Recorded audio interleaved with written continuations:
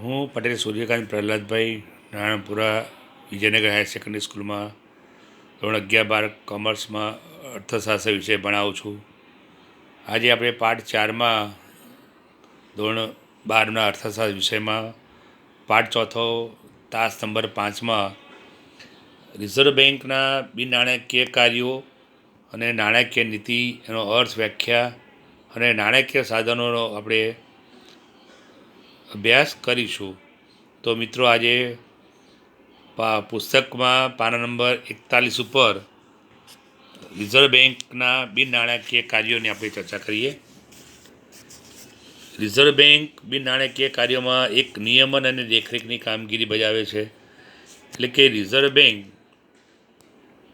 ભારતના સમગ્ર મૂડી બજાર અને નાણાં બજારની કામગીરીની દેખરેખ અને નિયમન કરે છે, જેમાં વેપારી બેન્કોની શાખાઓના વિસ્તરણ, કામ કરવાની પદ્ધતિ, બેન્કો સિવાયની નાણાકીય સંસ્થાઓ અને સહકારી બેન્કોની કામગીરી પર પણ ખાસ ધ્યાન રાખે છે. એટલે કે એક આ અગત્યનું કાર્ય છે. બીજું પણ કાર્ય છે કે બેંક પ્રોત્સાહક કાર્યો કરે છે. હવે પ્રોત્સાહક કાર્યો કરે કયા? પ્રોત્સાહનમાં તો ભારતમાં જોઈએ તો આપણા દેશમાં આજે અનેક પ્રકારના લોકોએ બેંકમાં ખાતા ખોલાવ્યા નથી. ઘણા લોકો તેની જે ધિરાણની જરૂરિયાતો માટે અસંગઠિત નાણાં બજાર પર આધારિત હોય છે. એટલે ધંધાની ચૂકવણીઓ ચેકના બદલે કેશ દ્વારા કરે છે, જેથી વિનિમયની ખરી નોંધ થઈ શકતી નથી અને તેથી નાણાંનું મૂલ્ય તેમજ રાષ્ટ્રીય આવક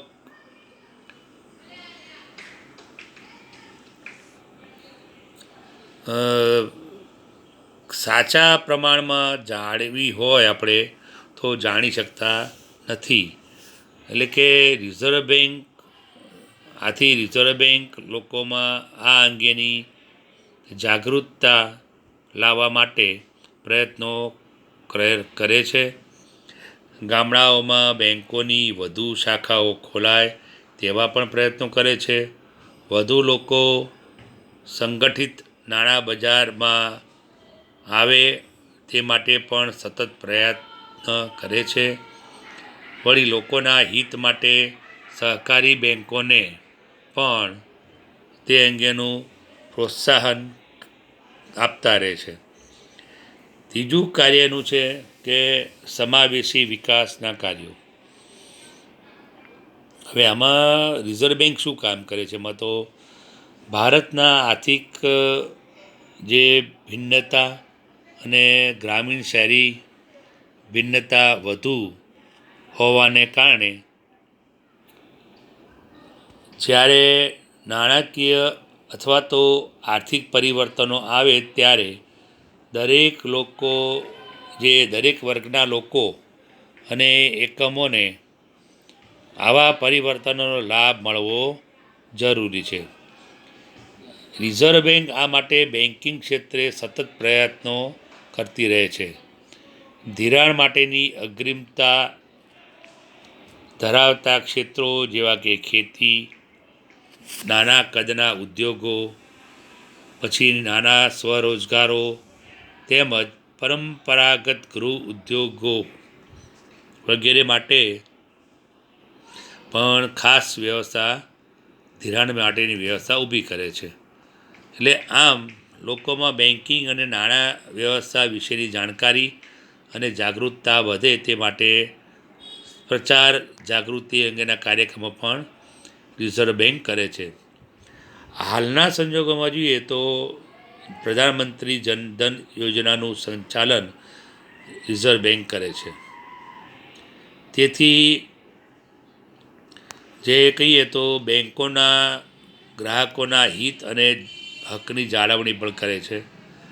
બેન્કિંગ પ્રવૃત્તિઓના સુધારાઓ તથા સંશોધનને વેગ આપવા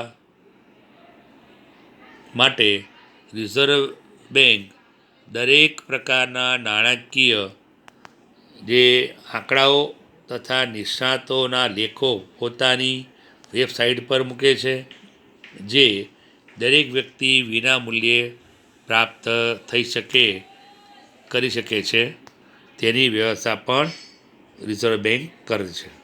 એટલે આપણે જોયા જે કાર્યો એ રિઝર્વ બેંકના બિન નાણાકીય કાર્યો. ટૂંકમાં પ્રશ્ન પૂછાય છે મિત્રો, ટીક રાખજો, પ્રશ્ન 3 ગુણનો પૂછાય. હવે રિઝર્વ બેંકની નાણાકીય નીતિ એટલે કે પૈસાની નાણાકીય નીતિ એટલે શું? પેજ નંબર 41 ઉપર અર્થશાસ્ત્રના સિદ્ધાંત મુજબ નાણાકીય નીતિ એટલે અર્થતંત્રમાં નાણાંની માંગ અને નાણાંના પુરવઠાનું સંચાલન અને નિયંત્રણ કરવા અંગેની નીતિ. નાણાંની માંગ અને પુરવઠામાં અસમતુલા હોય તો અર્થતંત્રમાં ફુગાવો કે મંદી સર્જાય છે. આંતરરાષ્ટ્રીય બજારમાં નાણાંના મૂલ્યને અસર પહોંચાડે છે તથા અર્થતંત્રમાં અસ્થિરતા આવે છે. માટે નાણાંની માંગ અને નાણાંના પુરવઠાનું સંચાલન અત્યંત જરૂરી છે અને આથી જ નાણાકીય નીતિને સ્થિરતા લાવવા માટેની નીતિ પણ તરીકે ઓળખવામાં આવે છે. શરૂઆતમાં જોઈએ તો ભારતમાં શરૂઆતના વર્ષોમાં નાણાકીય નીતિનો હેતુ નાણાંનું પ્રમાણ, નાણાંનું મૂલ્ય અને નાણાંના સ્વરૂપને નિયંત્રિત કરવાનો હતો. પરંતુ હાલના સમયમાં નાણાકીય નીતિનો ઉપયોગ શાક સર્જનના નિયંત્રણ માટે પણ થાય છે. તો હવે એની કેટલીક વ્યાખ્યાઓ જોઈએ સૈદ્ધાંતિક રીતે. તો નાણાકીય નીતિ એટલે શું? નાણાકીય સત્તા દ્વારા લેવાયેલા એવા સભાન પગલાં જે નાણાંના જથ્થા, તેની ઉપલબ્ધિ અને નાણાંના ખર્ચમાં પરિવર્તન લાવે. સામાન્ય આર્થિક નીતિના હેતુઓ સિદ્ધ કરવા માટે સર્વોચ્ચ બેંકના હસ્તક નાણાંના પુરવઠાને અંકુશિત કરવાના સાધનો સોંપતી નીતિ એટલે નાણાકીય નીતિ. શબ્દોમાં કહીએ ટૂંકમાં સાદી ભાષામાં તો દેશમાં આર્થિક વિકાસની પ્રક્રિયાને ધ્યાનમાં રાખીને પ્રજાનું હિત જાળવીને આર્થિક સ્થિરતા માટે સર્વોચ્ચ બેંક દ્વારા નાણાંનો પુરવઠો અંકુશિત કરવાની નીતિ એટલે નાણાકીય નીતિ. હવે તેના નાણાકીય સાધનો કયા છે? એમાં મુખ્ય જે જોઈએ તો 2 ભાગ કહી શકાય એમાંથી. એક પરિમાણાત્મક સાધનો અને બીજું ગુણાત્મક સાધનો. અહીંયા પરિમાણાત્મક સાધનો એટલે શું? તો પરિમાણાત્મક સાધનો સમગ્ર અર્થતંત્ર પર એક સરખી અસર પહોંચાડે છે. માટે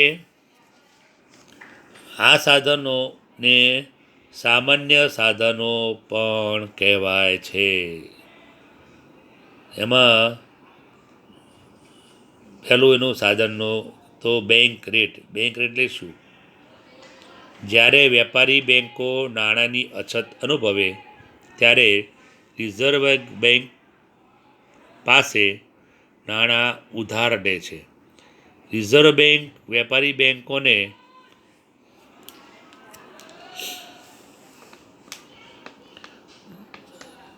લાંબા ગાળાનું ધિરાણ જે વ્યાજના દરે આપે તેને બેંક રેટ કહેવાય. જ્યારે રિઝર્વ બેંક આરબીઆઈ એટલે કે બેંક રેટ વધારે ત્યારે વેપારી બેંકોને ધિરાણ લેવાનું મોંઘું પડે. જ્યારે સામાન્ય પ્રજા જે ઊંચા વ્યાજના દરે વ્યાજ ચૂકવવા વ્યાજના દરે ધિરાણ આપે છે. વ્યાજનો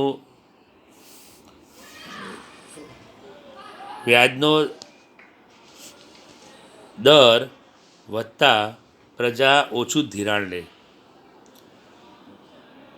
અને આમ નાણાંના પુરવઠામાં ઘટાડો થાય.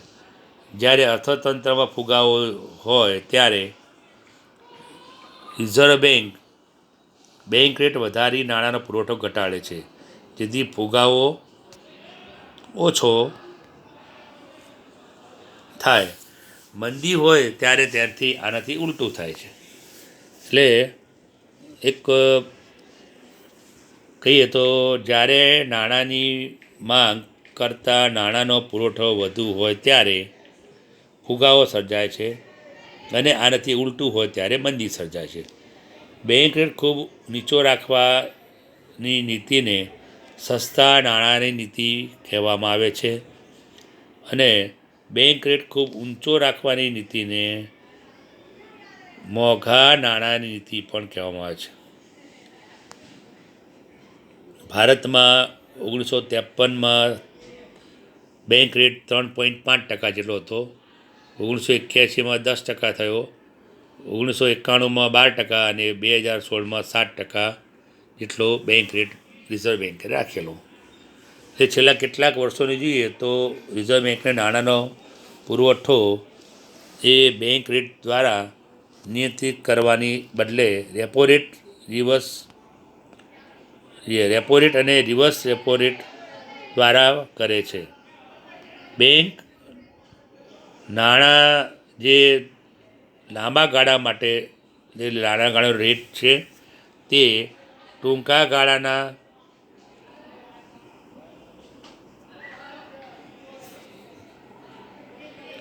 બદલાતો નથી, જ્યારે રેપો રેટ અને રિવર્સ રેપો રેટ ટૂંકા ગાળામાં બદલી શકાય છે.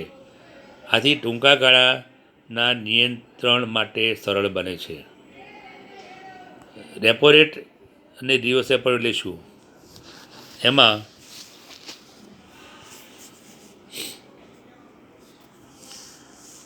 જ્યારે વેપારી બેંકોને ખૂબ ટૂંકા ગાળા માટે એટલે 1 દિવસ માટે, 7 દિવસ માટે, 15 દિવસ માટે ટૂંકા ગાળામાં તે ધિરાણ એટલે કે નાણાંની જરૂર પડે છે ત્યારે તેઓ રિઝર્વ બેંક પાસે નાણું લે છે. જે દરે રિઝર્વ બેંક વેપારી બેંકોને આવું નાણું આપે તે રેપો રેટ કહેવાય.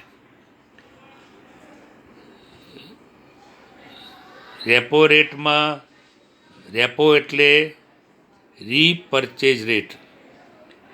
ટૂંકા ગાળાનું આવું ધિરાણ લેવા માટે વેપારી બેંકો રિઝર્વ બેંકને કોઈ વટાવ દરે પરત કરવાની શરતે પોતાની પાસે રહેલી જામીનગીરીઓ વેચે.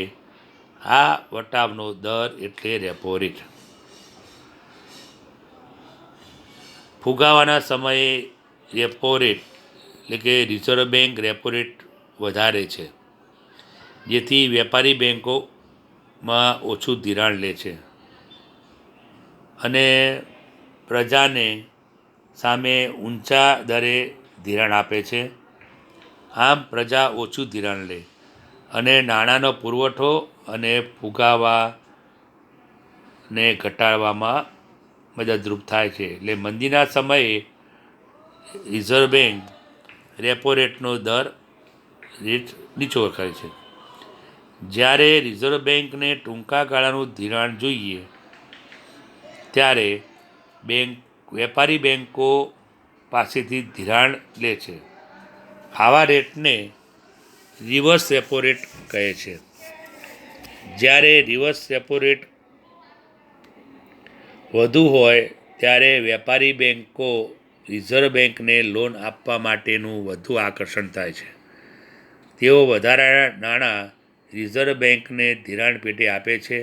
આમ તેઓ સામાન્ય પ્રજાને ઓછું ધિરાણ આપી શકે અને બજારમાં નાણાંનો પુરવઠો ઘટે. રિવર્સ રેપો રેટ નીચો હોય તેથી નાણાંનો પુરવઠો વધે છે. પુસ્તકમાં એક કોઠો છે પાના નંબર 43 પર 43 પર કે જાન્યુઆરી 2006માં રેપો રેટ અને રિવર્સ રેપો રેટ કેટલો હતો ભારતમાં એનો એક આંકડાકીય માહિતી છે. માર્ચ 2010માં અને 2016માં પણ એની માહિતી છે. જાન્યુઆરી 2006માં રેપો રેટ 6.50% જેટલો હતો, ત્યારે રિવર્સ રેપો રેટ 5.50%. 2010માં 5% અને 3.5, અને ઓગસ્ટ 2016માં રેપો રેટ 6.5% અને રિવર્સ રેપો રેટ 6%. આમ આ પ્રકારની જે કામગીરી કરે છે એમાં બેંકમાં, એમાં કપરા સમયમાં સ્થિરતા લાવવા માટેની જોગવાઈ પણ કાર્ય કરે છે. આ એક ખરેખર અગત્યનું કાર્ય છે. આ એક વિશિષ્ટ જોગવાઈ છે જ્યાં સતત કપરા સંજોગો અને નાણાંની કટોકટી અછતના સમયે વેપારી બેન્કો રિઝર્વ બેન્ક પાસે સરકારી જામીનગીરીઓ મૂકીને નિર્ધારિત દરે ધિરાણ લે છે. આ દર રેપો રેટ કરતાં વધુ હોય છે. 2016માં આ દર 7% જેટલો હતો, જેને આપણે માર્જિનલ સ્ટેન્ડિંગ ફેસિલિટી કહેવાય છે. અત્યાર સુધી આપણે મુદ્દા જોયા છે એમાં ઘણા નાણાકીય કાર્યો, અને એમાં આગળ મુદ્દો જે છે એ અનામત એટલે કે રોકડ અનામતના પ્રમાણમાં ફેરફાર કરવાનો કાર્ય પણ નાણાકીય નીતિનું સાધન છે. એટલે એનો આગળ મુદ્દો આપણે એના પછીના લેક્ચરમાં કરીશું. મિત્રો, થેન્ક યુ વેરી મચ.